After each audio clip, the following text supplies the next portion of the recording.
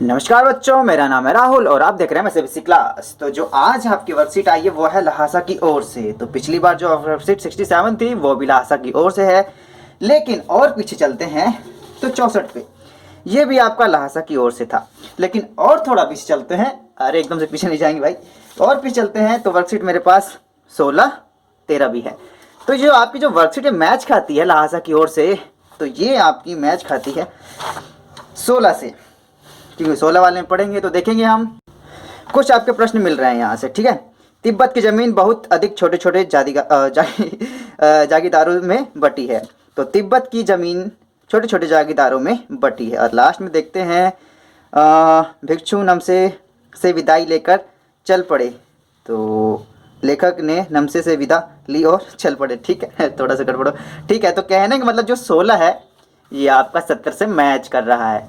ये पे 21/12/2020, 10/8/2020। ठीक है, लेकिन क्वेश्चन आंसर में लेकिन थोड़ी सी इंप्रूवमेंट दिखाई गई है। देखेंगे तो पहला क्वेश्चन आपको जागीरदारों के में खेती का इंतजाम देखने के लिए किसे भेजा जाता था।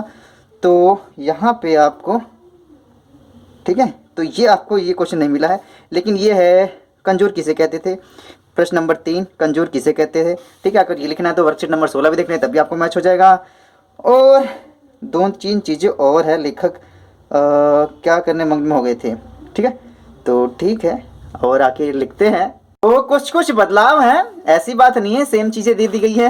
ठीक है, तो चलिए फिर भी इसको जल्दी से पढ़ लेते हैं। अगर आपको और डिटेल चाहिए तो आप वर्कशीट कौन सी थी यार, इधर आइए भाई सब, इधर आइए आप। ये 16 आप देख सकते हैं, क्योंकि वर्कशीट ये 70 से मैच करती है, लेकिन क्वेश्चन आंसर थोड़े से आपको अलग मिलेंगे। तो चलिए फिर भी पढ़ लेते हैं इधर उधर ना बात करते हुए।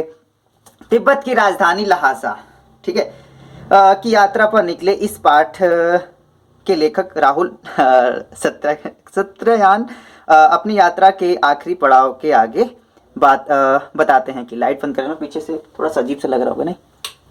हाँ, तिब्बत की जमीन बहुत अधिक छोटे छोटे जागीदारों में बटी है। इस जागीदारों का बहुत ज़्यादा हिस्सा मठों, ठीक है, विहारों के हाथ में अपने अपनी जागीर में हर एक जागीरदार खुद भी खेती करता है, जिसके लिए मजदूर बेगार में मिल जाते हैं। बेगार मतलब फालतू में कहते हैं, मिल जाते हैं। खेती का इंतजाम देखने के लिए वहाँ कोई भिक्षु भेजा जाता है, जैसे कि आपने पिछली वर्कशीट 16 में भी पढ़ा है। जो जागीर में के आदमियों के लिए राजा से कम नहीं था। जैसे मैंने बताया था, थोड़ी सी पावर मिल जाती तो ये अपने आप को शहंशाह समझने लग जाते थे। शेखर की खेती की मुखिया भिक्षु नम से बड़े भद्र पुरुष थे, वह बहुत प्रेम से मिले। हालांकि उस वक्त मेरा भेष ऐसा नहीं था कि उन्हें कुछ भी ख्याल करना चाहिए था। हाँ, एक अच्छा मंदिर था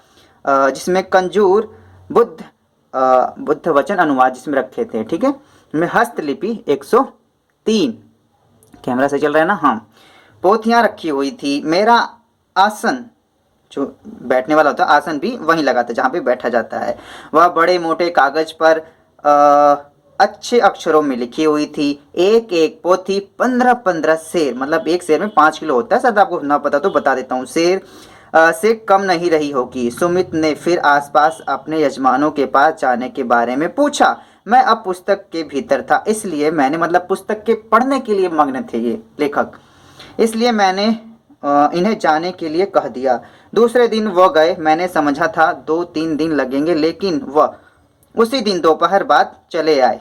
तिगड़ गांव वहां से बहुत दूर नहीं था। हमने अपना अपना सामान पीठ पर उठाया और भिक्षु नमसे से विदाई लेकर चले पड़े। ठीक है, तो आप अगर मुझको और जज करना चाहते तो देख लीजिए वर्कशीट 16 और 70। ठीक है, तो देखिएगा दोनों में पढ़ाने के तरीके में कौन सा बेस्ट था, दोनों देखिएगा। किसको मैंने अच्छे से एक्सप्लेनेशन की है, तो मेरा भी इंतजार रहेगा आपको। ये 8वें महीने में था, ये 12वें महीने। ठीक है, 8, 9, 10, 11, 12, 4 महीने यही चीज़ पहले पढ़ी थी, अब रीजन के दायरे में अंदर आ रही है, तो कोई बात नहीं। चलिए इसे, इसके प्रश्न उत्तर जल्दी से कर लेते हैं। आप लोगों को तो बेसब्री से इसी का इंतजार होगा। जागीर में खेती का इंतजाम देखने के लिए किसे भेजा जाता था। ठीक है, तो सही है, जागीर में खेती का इंतजाम देखने के लिए भिक्षु को भेजा जाता था। इस प्रकार से पहले का उत्तर हो जाएगा।